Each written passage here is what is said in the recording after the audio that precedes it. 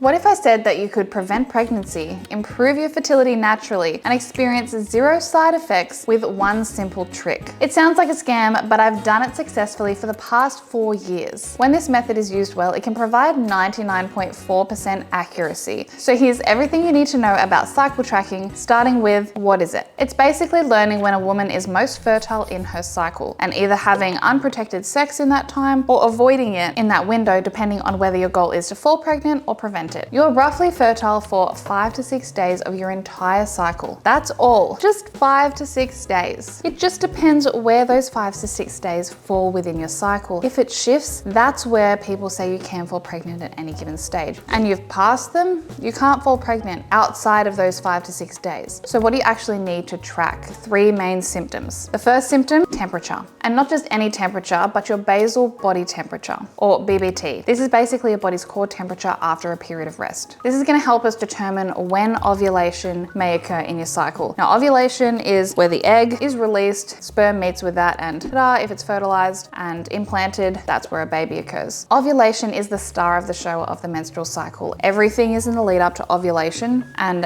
a potential pregnancy. If not, the cycle shifts and starts again. So tracking your BBT can help you confirm 1, that you've ovulated, and 2, when you ovulated. A normal cycle length is between 24 and 35 days. I'm just going to use the 28 as an example. You have 2 main phases in your cycle. In the 28 days, half of it is going to be the pre-ovulatory phase or follicular phase. This is where you are most fertile. And then the other phase, the second half of your cycle, is the post-ovulatory phase or the luteal phase, where you're not fertile. These 2 phases are divided and split in half by ovulation, and again by your period. So for your BBT to help you identify ovulation, we need to see a temperature shift. So what this looks like in the pre-ovulatory phase, your basal body temperature should sit lower at an average around 96 to 98 Fahrenheit or 35.5 to 36.6 degrees Celsius. After ovulation, your temperature will jump a little bit higher, averaging around 97 to 99 degrees Fahrenheit or 36.1 to 37.2 degrees Celsius, and it'll remain high for the rest of your cycle until your period, where it will drop back down and the cycle repeats itself. If your temperature doesn't drop back down after 18 consecutive days of having that temperature sitting higher, it may be an early sign of pregnancy. So an average temperature shift chart should look something like this. Lower temperatures at the start, then you have a spike in temperature that stays high until you get your period. This is the goal. If it doesn't roughly look like this, something is probably out of balance. So to confirm ovulation, your temperature needs to remain higher for a minimum of 3 consecutive days. If it doesn't, you can't confirm ovulation has occurred. This doesn't mean it won't occur in the cycle, it just means that it might not have happened yet. In a healthy cycle, ovulation, it usually occurs between days 10 and 23, and it may vary from cycle to cycle. If you're unsure whether you have ovulated, you may not have. You can only confirm that your fertile window is closed after you confirm ovulation. To track, first you need a BBT thermometer or tracker. So you can't just use your regular thermometer that you find at the chemist. It won't be accurate enough. You want a thermometer with 2 decimal places so you can get a greater accuracy. So each morning when you first wake up, before you get out of bed, you want to take your temperature then. To start tracking it every single day, you can download physical paper charts or you can use an app.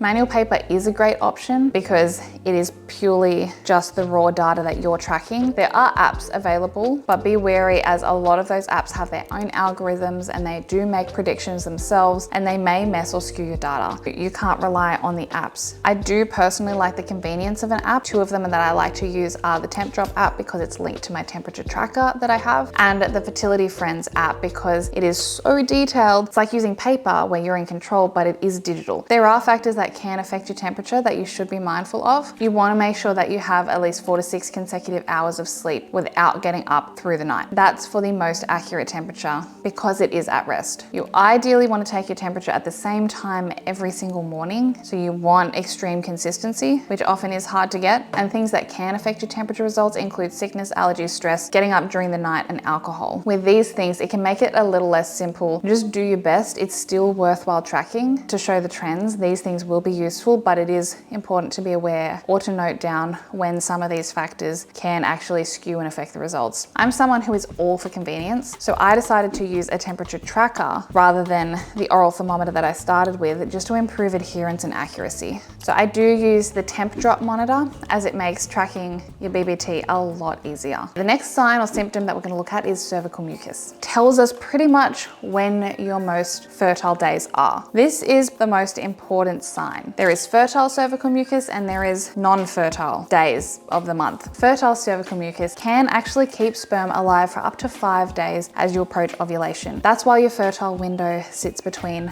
5 to 6 days or so. It's all based around the cervical mucus. This type of mucus that is fertile is called peak mucus and non-peak mucus. Both have pH levels that can keep sperm alive. Your peak cervical mucus has a raw egg white consistency, has a slippery or lubricative feel when you wipe with toilet paper. You should also be able to stretch this type of mucus between your fingers, where non-peak mucus looks like creamy hand lotion. Your peak mucus is the best for conception, but both peak mucus and non-peak mucus are considered fertile. The alternative are dry days. Most other days of your cycle where the cervical mucus changes, and when you wipe with toilet paper, the feeling is dry or smooth. It's not slippery. There should be a clear shift that you can identify. Cervical mucus also decreases with age, so you might find that the number of fertile days drops or varies as you age. You might not have those 5 to 6 days. You might end up only with 2. So if you can distinguish when there's fertile mucus and dry days, you'll be able to identify your fertile window. On the dry days, the pH of your vagina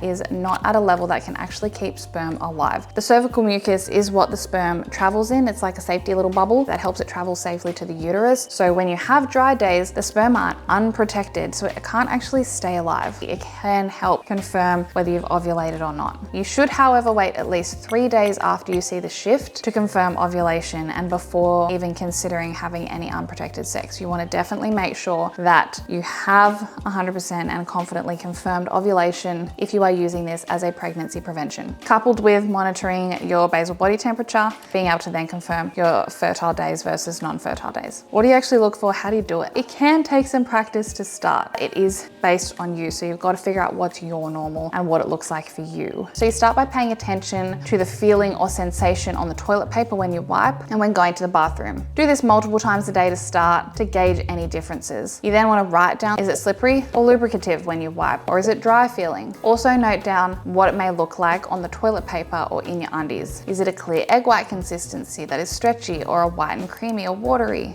Or is there nothing really there at all? This will help categorize and determine what mucus there is, whether it's peak or non-peak mucus or a dry day. Once you can clearly identify the shift and the different types, you won't need to assess it so frequently. It will be a lot simpler knowing each day that you can just write down your experience once a day. Things to be aware of are understanding the differences between fertile cervical mucus, the body's natural arousal fluid, and sperm. They can very easily be confused. So assessing cervical mucus when you've just had sex or after will not give you an accurate representation or accurate results. So you want to make sure that you're monitoring cervical mucus at a very different time. Okay, the third and final sign that we'll look at is cervical positioning. Your cervix sits at different positions throughout your cycle, and it changes in the way it feels to touch. This allows us to gather information about where you are in your cycle and help understand again when you may have ovulated. So slightly similar to cervical mucus, except this time we're looking at the cervical positioning, and it does help confirm ovulation. In the pre-ovulatory phase, before ovulation, your cervix softens and moves higher in the vagina and is more open to allow cervical mucus and any potential sperm to actually swim through. So that protective cervical mucus bubble for sperm to live in can travel up through a more open cervix. This happens before ovulation. After ovulation, your cervix will do the absolute opposite. It will feel a little bit harder, lower, and more closed to protect now what's inside, anticipating for a potential pregnancy or baby. If a pregnancy doesn't occur, then everything changes and the cycle repeats itself. These changes adds and aids the other two. It's not really a good identifier or indicator on its own. So how do you measure your cervix? This one requires you to insert a finger to feel your cervix. You are then to note down what it feels like, how high or low it might be sitting in your vagina. You can assess this by how far your finger goes in. There are no standards for this, as everyone's bodies are different. This will require understanding you and how your body changes. So tracking it throughout the month, you'll be able to see the different heights for your body at the different stages. So basically this means at the same time every day you want to measure and assess your cervix. This sign isn't necessary like the other two. It isn't one that I personally track anymore for one main reason. It is too much of a hassle and is nowhere near as easy as the others. I have still been able to use the fertility awareness method successfully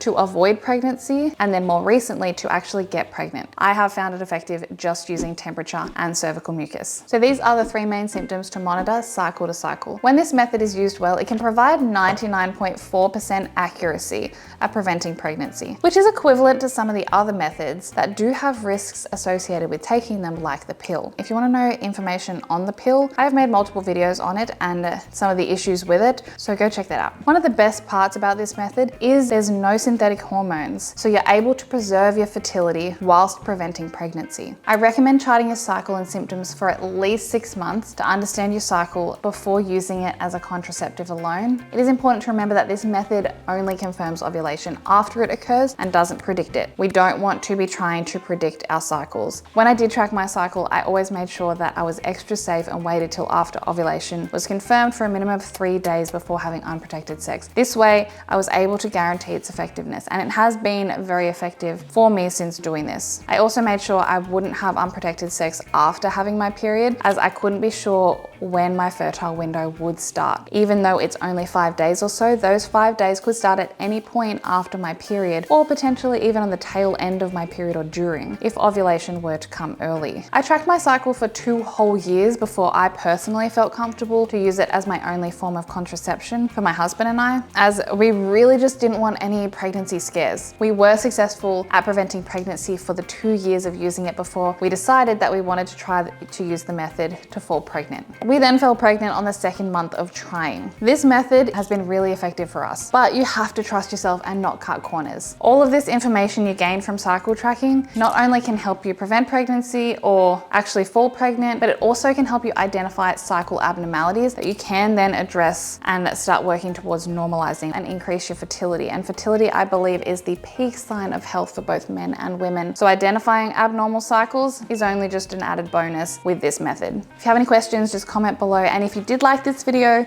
subscribe and check out this video right here where I talk about the best book I read on women's health, as I just mentioned. This book has much greater detail and depth on the fertility awareness methods, cycle health and fertility. So go check out this video right here, and I'll see you soon.